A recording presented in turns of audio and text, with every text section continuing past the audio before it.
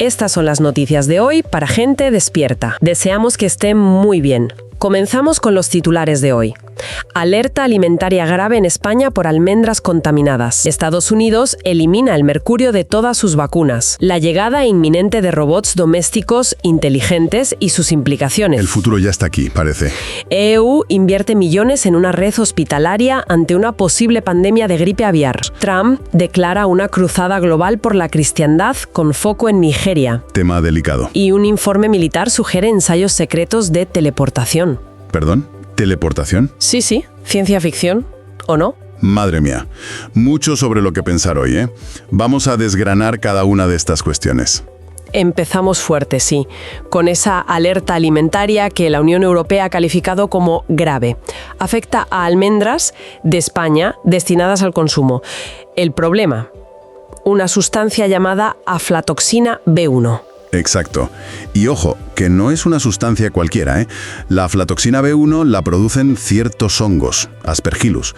Pueden crecer, en alimentos mal conservados, sobre todo frutos secos, cereales. Y lo preocupante es que está clasificada como cancerígena. Sí, directamente. Vinculada sobre todo al cáncer de hígado si te expones de forma prolongada. ¿Y los niveles que se detectaron? Superaban ampliamente los límites legales. ¿Cómo es posible? ¿Cómo puede pasar esto con los controles que se supone que hay? Esa es la pregunta del millón, claro. El sistema de alerta rápida, el RASEF, se activó, y ordenó la retirada inmediata. Eso es la reacción. Pero la cuestión de fondo es la prevención. ¿Qué falló antes?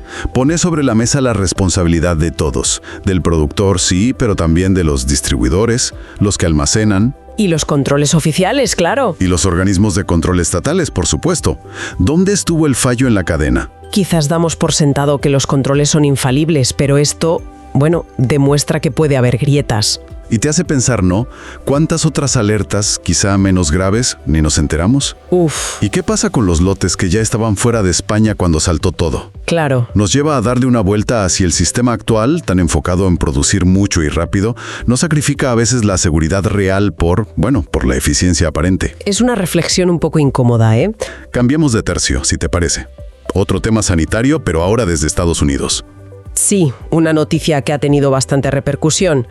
Robert F. Kennedy Jr., que es el actual secretario de Salud allí, ha anunciado algo potente: la eliminación total y definitiva del mercurio, en forma de timerosal, de todas las vacunas del país. Y no solo eso, ha hecho un llamamiento muy directo al resto del mundo para que hagan lo mismo. Usó palabras muy fuertes, ¿eh?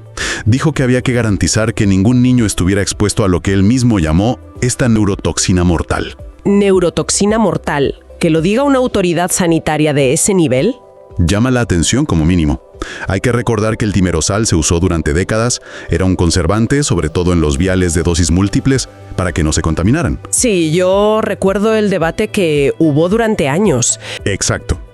Mientras, crecía la preocupación, había informes de grupos de investigación independientes, asociaciones de padres, que hablaban de posibles vínculos con problemas neurológicos, del desarrollo infantil. Y ahora está retirada total en Europa. Aunque no lo digan así, suena a reconocimiento implícito de que, igual no era tan inocuo. Funciona así, sí. Es un reconocimiento tácito, aunque silencioso, sobre el pasado. Para muchos de sus grupos que llevaban años pidiendo transparencia y que se quitara, esto debe ser una victoria, aunque llegue tarde. Claro. Pero claro, también reabre un debate central, y un poco incómodo quizá. ¿Por qué se ha tardado tanto si las preocupaciones no son nuevas? A menudo a quienes las planteaban se les desacreditaba. Entonces, ¿es un acto puramente de salud pública o hay también un intento de limpiar un poco la imagen, de restaurar confianza en un sistema que ha tenido sus crisis de credibilidad? Y la pregunta que flota en el aire: ¿hay otras sustancias que hoy se defienden como seguras y que en el futuro podrían seguir este mismo camino, retiradas silenciosamente? Es que la narrativa es clave aquí. Eliminar una neurotoxina mortal, dicho por el propio secretario de Salud, protege a futuro, sí, pero inevitablemente, ¿qué dice del pasado? Claro. Quizá la desintoxicación más profunda no es solo quitar la sustancia física, sino abordar la cuestión moral, la de la confianza que esto deja abierta. Dejamos la salud por un momento y miramos a la tecnología que se nos mete en casa. Y vaya tecnología. A partir de 2026 parece que llegan los primeros robots domésticos inteligentes, a precios, asequibles, unos $20.000 de inicio, pero dicen que bajarán. Sí. Robots que prometen escuchar, hablar, limpiar, aprender nuestras rutinas. ¿Qué llevan? Pues de todo. Sensores de movimiento, reconocimiento facial para saber quién eres, entienden órdenes de voz y, esto es crucial, están conectados permanentemente a la nube. Y pueden hacernos el café, ordenar la casa, atender llamadas. Incluso dicen que conversarán para detectar nuestro estado de ánimo. Pero has dicho algo clave, conectados a la nube. Todo lo que oyen y hacen almacenado fuera, oficialmente, y esto es lo que siempre se dice, para mejorar la experiencia del usuario. Ya, no son un simple electrodoméstico, ¿eh? Aspiran a ser una presencia constante que interactúa. El hogar, nuestro espacio más íntimo, se convierte en un enorme laboratorio de datos personales, continuamente. Entonces, la pregunta salta sola. ¿Estamos comprando un ayudante o estamos metiendo un vigilante en casa? ¿Dónde queda la privacidad con un cacharro que escucha y observa todo el tiempo? Es que es eso. Cambiamos comodidad, eficiencia, por un flujo constante de datos personales muy detallados. Nuestros hábitos, conversaciones privadas, estados de ánimo. ¿Somos conscientes de lo que damos a cambio? Esa es la pregunta. ¿Qué valor le damos a la intimidad en un hogar donde un mayordomo digital puede saberlo potencialmente todo sobre nosotros? Se presenta con una cara amable, claro, como algo útil. Siempre. La tecnología siempre viene así. Pero cada orden que le das, cada conversación que oye, cada rutina que aprende, es información que estamos cediendo. Quizás el verdadero coste no se mide solo en dinero, sino en esa erosión gradual de nuestra autonomía, de nuestra privacidad. Y a lo mejor nos damos cuenta cuando sea tarde para dar marcha atrás. Volvemos a Estados Unidos y a la salud pública, pero desde otro ángulo. El Departamento de Salud, el HHS, ha anunciado una inversión importante, $37,5 millones para crear una red nacional de hospitales de emergencia. Así es. Son 75 centros por todo el país, gestionados por la ASPR, que es la Administración de Preparación y Respuesta Estratégica. Y el objetivo declarado es muy completo: prepararse para una posible pandemia de gripe aviar H5N1. Lo llaman ahora patógenos especiales. A mucha gente esto le sonará familiar. Le recordará los preparativos antes del COVID-19. Se habla de simulacros, de contratos, de redes logísticas, de una narrativa de prevención global ante una amenaza que podría ser inminente. Simple coincidencia. A ver, han aumentado los casos de H5N1 en aves, se han detectado casos en mamíferos, como ganado. La OMS también insiste en vigilar más. Hay una base real para la preocupación, eso es innegable. Entonces, ¿por qué genera recelo en algunos sectores? Pues yo creo que por la escala del proyecto, por el lenguaje que se usa, pandemia inminente, respuesta coordinada, por los actores que participan, que recuerdan mucho al escenario de 2019. Ya. La pregunta que flota es si estamos ante una preparación sanitaria lógica y proporcionada, o si se está, montando la infraestructura logística y también la narrativa para un posible nuevo episodio de gestión de crisis a nivel mundial, con medidas que podrían ser similares a las que ya vivimos. ¿Se prepara el sistema de salud o se prepara la población para aceptar, futuras medidas excepcionales? Esa es la gran duda. Toda preparación pandémica también puede verse como un ensayo de coordinación de respuesta social. Invertir millones en hospitales específicos antes de que la pandemia humana exista a gran escala, hay quien lo ve como la construcción de un relato. Un relato de amenaza. Un relato de amenaza que justificaría acciones futuras. Es como si el virus principal a combatir fuera, en parte, narrativo. Y un relato repetido, solo funciona si la audiencia, que ha olvidado o no analiza críticamente lo que pasó antes. Hay que discernir, entonces. Exacto. Discernir entre la precaución razonable y la posible construcción de un escenario futuro. Ahí está la clave. ¿Cambiamos radicalmente? ¿Nos vamos a Nigeria? El presidente de Estados Unidos, Donald Trump, ha hecho unas declaraciones muy fuertes sobre la situación de los cristianos allí. Sí. Palabras muy contundentes. Dijo algo como: los están matando en números récord. No vamos a permitir que eso ocurra. Y no se quedó en palabras. No. Ha ordenado al Pentágono preparar planes de acción militar, que podrían incluir desde despliegue de tropas hasta bombardeos, si el gobierno nigeriano no frena lo que él llama un asesinato masivo de cristianos. Nigeria, lógicamente, ha respondido. Su ministro de Exteriores ha dicho que es imposible que el Estado nigeriano promueva la persecución religiosa, que su constitución protege la libertad de culto. A ver, es fundamental entender que la situación en Nigeria es complejísima. No es un simple conflicto religioso, ni mucho menos. Hay insurgencias islamistas radicales, sí, como Boko Haram o ISWAP. Claro. Pero también hay conflictos étnicos muy profundos, luchas por recursos como la tierra y el agua, y violencia entre comunidades que tiene raíces socioeconómicas. Las víctimas son de muchos grupos, no solo cristianos, también musulmanes y de otras etnias. Pero entonces, con esa retórica de salvar a la cristiandad y la amenaza militar tan explícita, ¿qué busca? ¿Qué significa? Pues abre una dimensión nueva y peligrosa. Plantea preguntas muy serias sobre cómo se usa la religión en política exterior. Se está usando la fe para movilizar apoyos internos en Estados Unidos. Podría ser. Para construir alianzas internacionales bajo esa bandera religiosa, o simplemente como una justificación para intervenir en una región que es estratégicamente importante. Y las consecuencias para Nigeria y para toda la región podrían ser enormes, ¿no? Podría desestabilizar aún más. Exacto. Internacionalizar el conflicto con una lente puramente religiosa puede ser una simplificación brutal de una realidad muy compleja. Y eso puede exacerbar las tensiones. La reflexión aquí es clave. Cuando la religión se convierte en argumento estratégico, hay que preguntarse quién se beneficia realmente. La defensa de la libertad religiosa es vital, pero hay que analizar críticamente cualquier discurso que la invoque, sobre todo si viene con amenazas militares.